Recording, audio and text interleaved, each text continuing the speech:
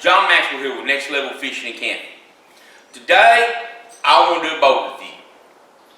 About a year ago, I decided it was time to step my game up, take it to the next level, and I wanted a boat. And like most of you out there, I researched for 3 or 4 months, and I finally made a selection. And as you can tell, the selection I made was the Bass Tracker Pro Team 175 TXW. And I've had this boat for a year, just barely over a year. And most reviews you see, they're brand new boats. People get some great reviews, but you don't ever see any reviews after they've had them for a year or two. And I've decided that this is a good time. This is something to give y'all to think about if you're in the market for a new boat. And I've had the boat long enough that I know the pros and cons of it, I feel. Like I said, I've had it a year. I bought it in February 2016, and this is March 2017. And this boat has had a lot of hours on it. So, with that said, let's get into the review. First thing, this is an aluminum boat. It's a 17-foot aluminum boat. This one are well engineered, well designed, and it's a whole new ball game as far as aluminum boats are concerned.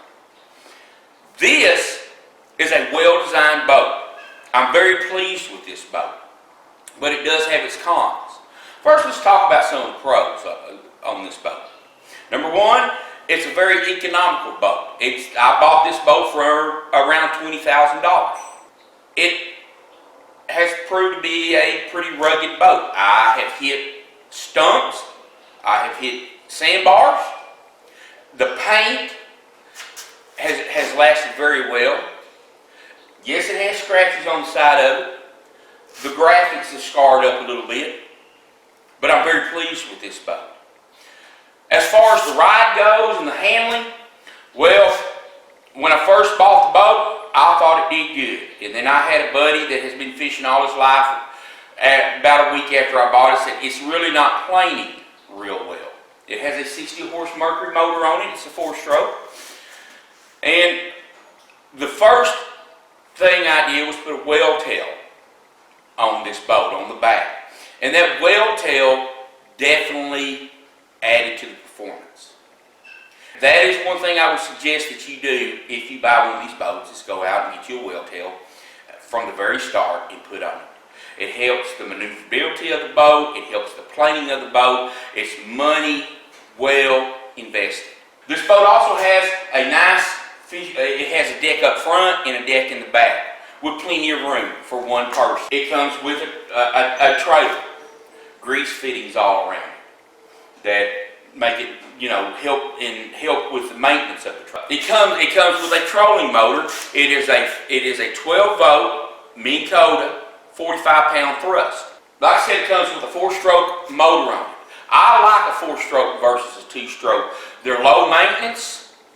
It's always started on me. I've never had an issue with it starting, and I'm very pleased with the 60-horse Mercury 4-stroke motor. The instrument panel on it in front of the steering wheel, the clusters of instruments, very nicely arranged, look very nice. It comes with a depth finder. I've upgraded the depth finder. It was a Lowrance Hook 4. I put the Hook 4 up front and went to a Lowrance Hook 7. It has storage compartments. It has 2 little storage compartments in the back. It also has a good sized live well on it that you can slip a plastic plate between and make it 2, or you can very easily pull it out and it makes it one big live well. It has a good sized rod box that holds, I believe it's 8 rods on it, and then it has 2 pretty good sized storage compartments up front that you can put your tackle in and stuff like that. There's also storage under the middle seat in the passenger seat. You can flip the bottom of them up and you have got storage. Something to think about, and if you're thinking, do I want a aluminum boat versus a fiberglass boat. I've had a lot of people riding with me that fish for years that have ridden this boat, and they say it rides as good, if not better, than any fiberglass boat that they've rode in. They're very impressed with it for what it is. It's an economy boat for a recreational fisherman like me. Let's talk about some of the cons about it now. First of all, the storage boxes up front, I guess they're water resistant. They're not waterproof. We've pulled this boat home in rainstorms. We've been caught in the lake in rainstorms, and while it does offer sun protection for your rods, your reels, your bait boxes and stuff like that, water will get in. And we come in and we often have to unload the boat, open up the compartments, and we'll put a box fan in front of the compartments and let that blow in for a day or two.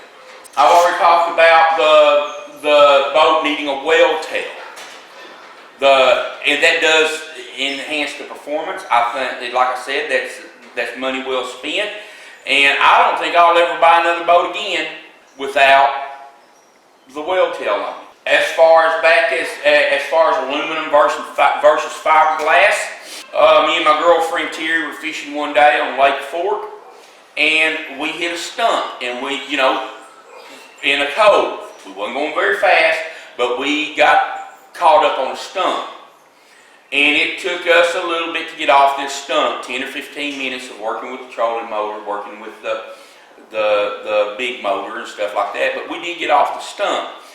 We went to the bank we were planning on fishing, and we're fishing around, and here come a guy with a fiberglass boat, which is much heavier. And he got stuck, believe it or not, on the very same stump. As we fished, we kept an eye on him. I wasn't going to leave him there, but I wasn't going to stop fishing. 40 minutes later, he's still there, and somebody else comes by with another boat and has to pull him off. His boat's so heavy, he can't get off the stump. Where, with a lighter fiberglass boat, you can get off this stump. And I've heard several people with fiberglass boats have the same issue. The boat's just a whole lot heavier. Also, I believe this is more ruggeder than a fiberglass boat. They'll hit stumps, knock a hole in it, have to go get it repaired. I've hit stumps, have knocked a hole in it, maybe put a little ding in it or something like that, but this is a very rugged boat. Trolling motor, let's talk about the trolling motor for a minute. The boat comes with a 45-pound Minn Kota 45-pound thrust trolling motor. And it's also ready should you decide to upgrade for a 24 boat. It's got a storage in the back for an extra battery. It's already wired up. Now, I've heard a lot of people when they first, that do reviews. I've searched reviews, and they first bought the boat and they say the trolling motor is great. Well, it is if you're a recreational fisherman. If you're like me and my girlfriend, when we go fishing, we usually look for the coves where the water's calm. We'll fish around boat houses, different structures, things like that. And the trolling motor lasts us all day, and it does a fairly good job. But if you're like me and a couple of my other buddies, when we go fishing, we fish a little bit harder, and we'll get on windy points and stuff like that. And it's there where the trolling motor lacks performance. It's not heavy enough to pull the boat on windy days. We often wind up coming off the lake about 2:30, 3 o'clock, well before the day's done, because the battery is run down fighting the wind.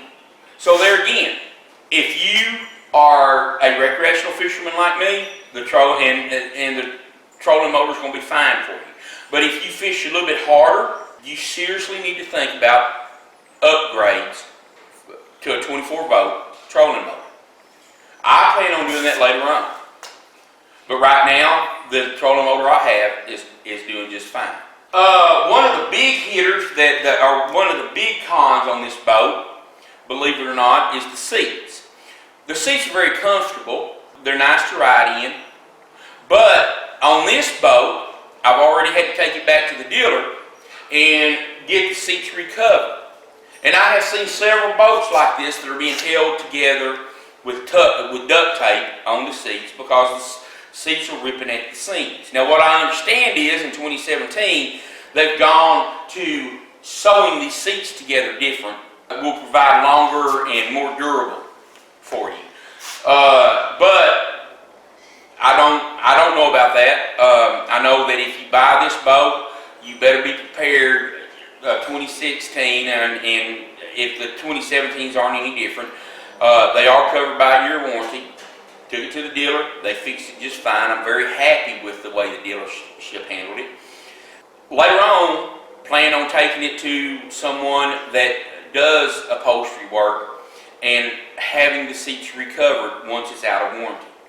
And that is something I'm looking at. And I have seen several boats, like I said, with this problem, but the dealer told me that they don't see a lot like that. So I don't know if I'm just seeing a lot, or if these people just aren't taking it back to have it covered, to have it done on the warranty work. The rod box is plenty big, but the only issue I have with a rod box is that if you use a spin cast rod and reel, the holes that you stick it in are not big enough for the last eye on the rod. Bait casts go in there fine, but the spin cast, it's a feature that maybe a recreational. I'd like to see them make the holes a little bit bigger, so guys like me that use the spin cast reels a lot can put it in there, put them in there, and they fit fine and everything. It's an introductory level boat, is what it is, and they've got where more advanced fishermen that use only bait cast, that they've got it set up for that. That is another drawback. But overall with the boat, I am very well pleased. It is money well spent. I've never seen a bad review on this boat. Everybody that I've talked to, they told me this was the #1 selling boat in the world. And I believe that. Every lake I go to, I see a lot of these boats on this lake, and I stop and I talk to these guys. And I have yet to hear anybody at all talk bad about these boats. They all love them. They're just like me. They last very well. They don't have hardly any problem out of them. And I highly recommend this boat. If you are a recreational fisherman like me, you are looking for an economy boat, or you're someone that just goes out when the weather's perfect, you use it 1 or 2 times a month, you know, and it stays up in a shop like this one, that I highly recommend this boat. But if you are an experienced fisherman that's on the lake all the time, that needs more out of a boat, they make a 195.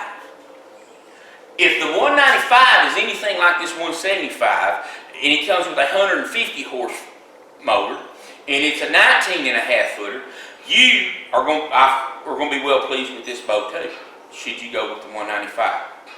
I can't say enough good things about this boat after having it for a year, and I highly recommend this boat. I hope this review has helped you in some way, and I hope in some way it has helped you take your game to the next level. Thank you.